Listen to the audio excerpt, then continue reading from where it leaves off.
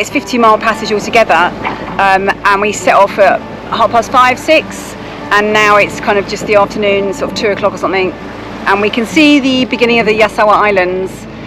Just to get over to the islands, we have to go through this passage. There's various ways through, and we've just chosen to go through this passage where there's kind of reef on either side, patches of it, but the contours really change along this passage, and for some reason it's like deep water all the way through. So one of my dreams when I grow up to be an adult is to set up a self-sufficient house, you know, permaculture, and build our own house, and for it to be completely off-grid and rely on solar or whatever sort of alternative energy that we can sort out. And coming to places like this kind of is just all about that. It's nothing to do with kind of wanting to do it. It's kind of, it's a necessity really.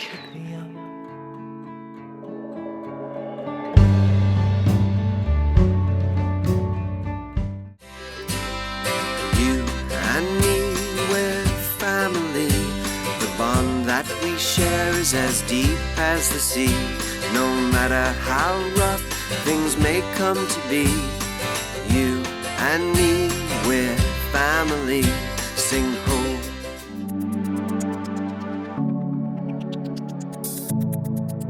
After a full day of pretty much motor sailing really, we were hoping there was going to be nice sort of 15, 16 knots of wind, but no way. So it's been like, there's been breeze behind, so it could be worse, you know, it's from behind. It gave us an extra half a knot, whatever, with our sails up, and it was nice flat calm. The anchoring here is a bit deep, and you can't really see the bottom, but we think it's sand because it's not vibrating, and it seems to have dug in.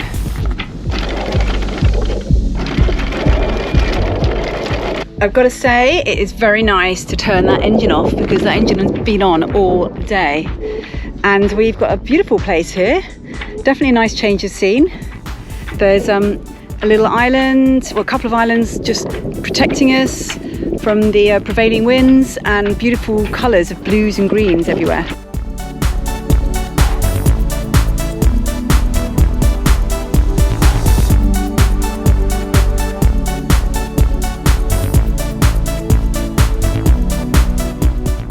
We're so lucky to experience these beautiful places in nature with lovely untouched beaches and crystal clear water. The journey to get here is not always easy, but you know, when we're here, we just, you know, enjoy it and make the most of it and appreciate it.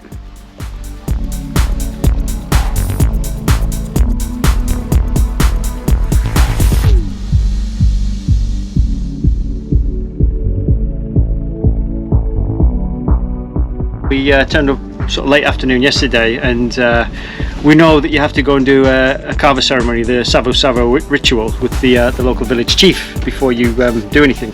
But we kind of thought it was getting on a bit late, and so we didn't bother. And then our friends off Pristine went in this morning just to ask about it, and they said, oh, you should have done it straight away. As soon as you dropped the anchor, you should have come over and done it. Now we're going to go over. We have to dress up, got to cover our knees. We got to drag the kids out of school from doing homeschooling, so now they're going to do. Yeah, I was going to do geography, and we were just like, you know what, let's just go to like some Fiji ceremony thing instead of geography. So we're going to head over there now. We can't film the ceremony itself, but we can film after it.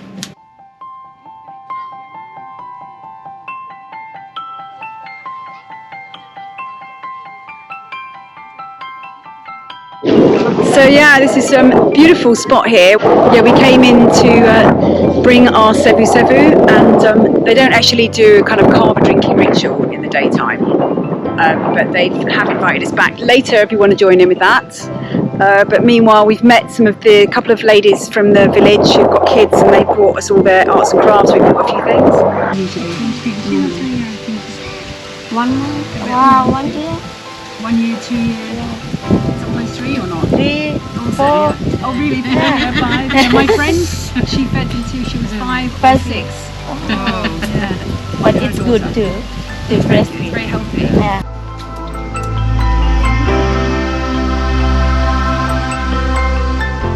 So we didn't actually have a seven ceremony, but we did meet the villagers, and we bought some of their arts and crafts. We gave them the gift of kava, and we were free to walk around the village and enjoy, you know, their local area.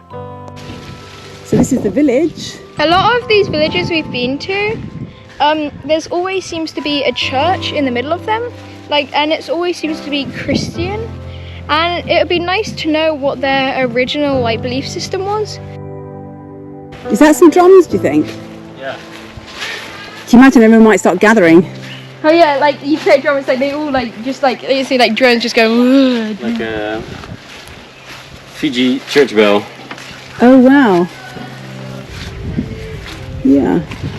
It's making the thing quite hard.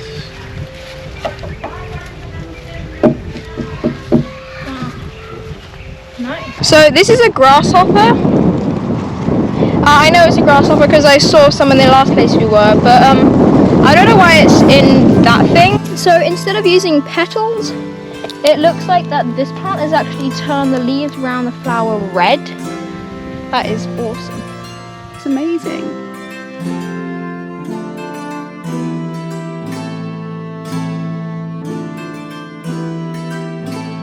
But the best part was climbing the huge hill so we could get a 360-degree view of the whole area.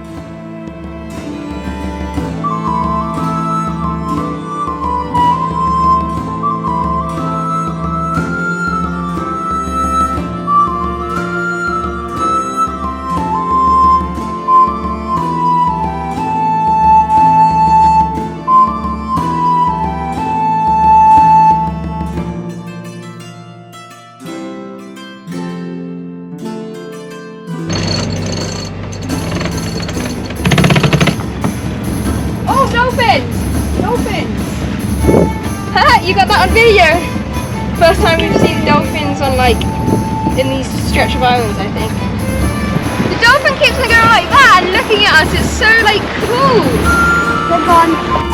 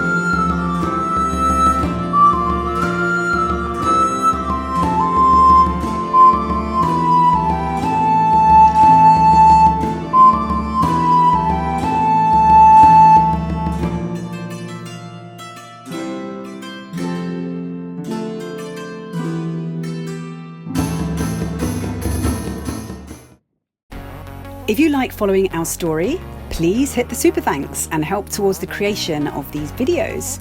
And if you'd like to have more access, we would love it if you join our Patreon family, where you get ad-free videos, cockpit sessions, downloads, guides, and you can message us directly. So yeah, we're coming into the Anchorage again. Yeah, it's one of those places where we like to have some on the bow because there's all this coral everywhere, and so it's just trying to, weave your way through it, and also some on the bow because not all of it's accurate on the charts. That's what we found anyway. There's some shallows over there. Some shallows over there. Yeah, we're just going through this path. Everyone's quite chill actually.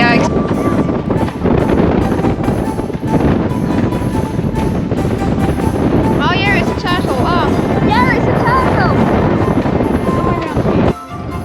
Here we are. We are anchored outside this kind of resort place. We're hoping that there's going to be some kind of shop because we're running really low on fresh stuff. But if not, we will survive on our tins. It's a little bit sketchy coming in that way. We didn't come in the very narrow bit, but it's even more sketchy coming in there because there's definitely reefs that are not marked. It always surprises us, I think, because obviously a lot of people cruise these areas. It's the way it is. We're always being careful, so we haven't hit anything yet, and I think we'll have lunch and go and explore. Right, so this is the resort. They do have a little shop in there, and we managed to get a few bits and pieces. It's quite expensive, but you know what, we've run out and that's just what we've got to do. We are in a shop that we came to, and we're just getting loads of things, including milk, because we've run out of milk. And a big thing of oil. All good, lovely. Thank you. So yeah, and we got some ice creams, and then we're gonna go to the beach and just build some sandcastles.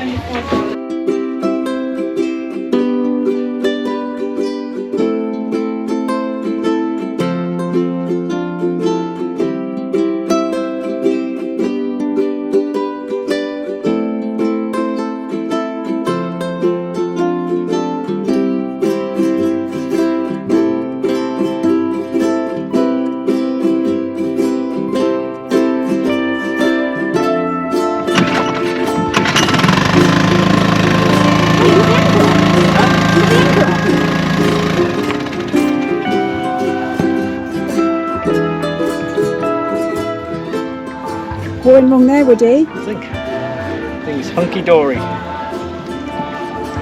So shopping's always an interesting experience in these out-of-way places, and sometimes we're in such a hurry we even forget to pull the anchor up. I've been having a big beach day, so what I'm doing is I used my magnifying glass to cook a fire.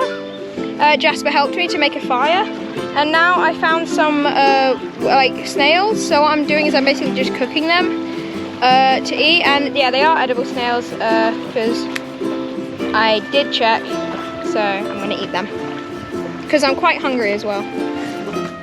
So while we've been in the bay, there's been this big motor yacht moored up. It's probably borderline super yacht actually, and they've been really kind. Our friends on Festina Lente, their water maker was broken down, and while we can kind of supply them with a certain amount of drinking water, we can't fill their tanks, and they asked the crew of the motor yacht if they could make some water for them, and they were more than obliging, which was really nice. And here, you know, you see these like super cool resorts with kind of all the luxuries and these super yachts, and then the villagers were who were basically eking a living out of nothing really, and trying to sort of make some money out for tourists. I mean, when we first rocked up here, there's a guy kind of came up on a leaky canoe and just asked if we had anything, you know, any, like old t-shirts or anything. So we gave him what we had, which wasn't a lot really, but all the same, it just, you know, there's no industry here. You know, the only industry is tourism really, and they live off very little, and what they do live off is generally sort of off the land. You know, they have a limited amount of solar, they collect rainwater, obviously they've got the papayas and the coconuts and everything else, but beyond that there's very little. Resorts in remote places like here in Fiji actually have to be self-sufficient. Like this entire mountainside is just covered in just loads of like cabbages and pineapples and solar farms and all this stuff, because I think obviously if you're on holiday you eat quite a lot and like things like that, so they have to have a lot of food to be able to like run the resort.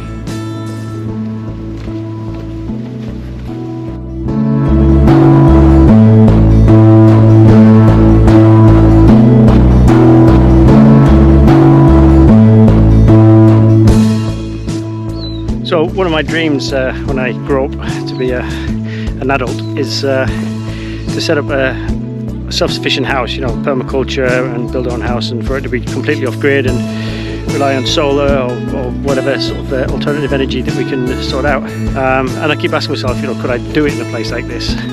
Because many people do, yeah, not just locals, but you know, we've met sort of American guys and Australians and New Zealanders who are doing that sort of thing. But I think one thing that would put me off doing it anywhere like this is the amount of flies and mosquitoes and no-see-ums and all that, because I'm just a magnet to biting insects. We never leave our trash, rubbish on the islands, because we always wonder, you know, how they don't need to get rid of our stuff as well. And actually, as we wonder how they get rid of their stuff, they obviously don't put plastic in the oceans here because it's pretty clean, the beaches, so they haven't got that problem. But I have discovered how they get rid of some trash here. That big pile, they're obviously burning it. So right here they are actually recycling the glass, and I'm pretty sure what they do is they like crush it so it's really fine and then melt it. Yeah, so this is all the glass they're recycling. We are looking for a tea house, which we knew was about 2 kilometres away from our bay. We've walked through a lovely little path over the kind of, what do you call it, the hills, and we found this village, but there's no tea house, so we don't know where everyone is.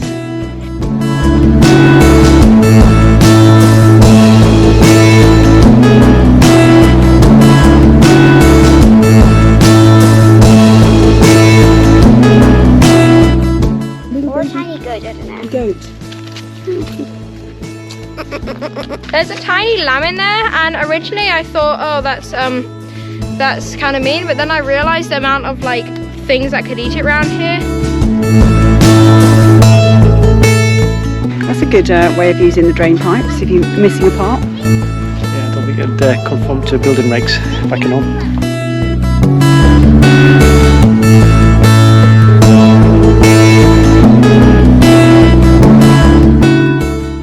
So Bulla and welcome to Lo's tea shop.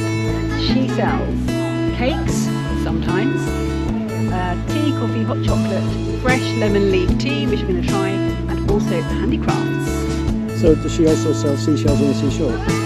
She doesn't sell seashells on the seashore, but if you go to the next village, there's Grandma's seashell market, so you can get some there. It's seashells on the seashore? Yeah, she sells seashells from the seashore. It's called the Grandma's Shell Market. I can see the grandma just snoring inside. It's really better go then.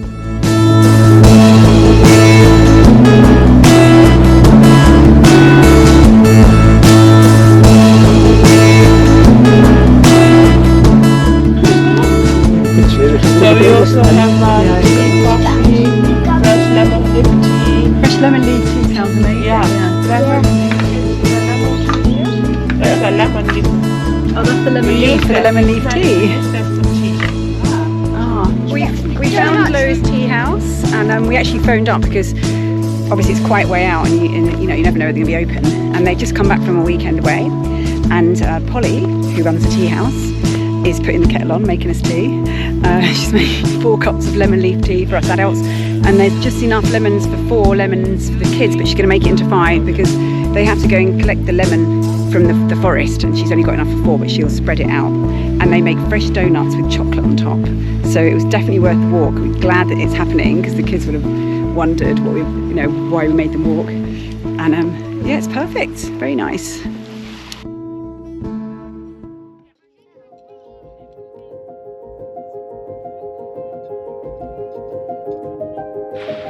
Nice. so good.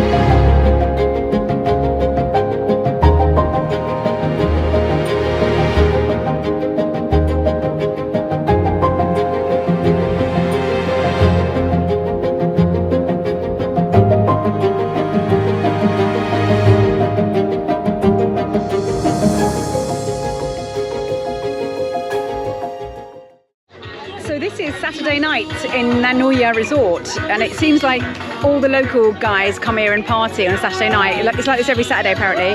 The guys look a bit stressed behind the bar, and we're out here enjoying the sunsets. It's happy hour all day on Saturday, and people come, looks like they come from other villages to get stuff here and just party the night away.